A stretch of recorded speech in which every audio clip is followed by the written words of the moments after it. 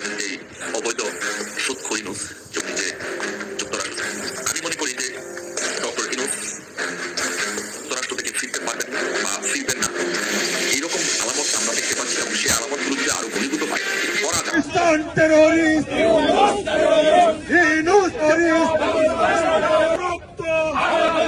অবশেষে যুক্তরাষ্ট্রে গিয়ে দেশে ফিরছেন না অন্তর্বর্তীকালীন সরকারের প্রধান উপদেষ্টা ডক্টর ইউনূস। ইতিমধ্যে সেনাপ্রধান ও রাষ্ট্রপতির বিশেষ সাক্ষাতের মাধ্যমে জানা যায়, অন্তর্বর্তীকালীন সরকারের প্রধান উপদেষ্টা ডক্টর ইউনূস পদত্যাগ করে যুক্তরাষ্ট্রে পাড়ি জমিয়েছে। তিনি আর দেশে ফিরবেন না, কারণ ইতিমধ্যে নানান সমালোচনার মুখে পড়তে হয় অন্তর্বর্তীকালীন সরকারের প্রধান উপদেষ্টা ডক্টর ইউনূসকে। এর আগে ৫ই আগস্ট বৈষম্যবিরোধী ছাত্র আন্দোলনের মুখে বঙ্গভবন থেকে বিশেষ ফ্লাইটে ভারতে পালিয়ে যান প্রধানমন্ত্রী শেখ হাসিনা।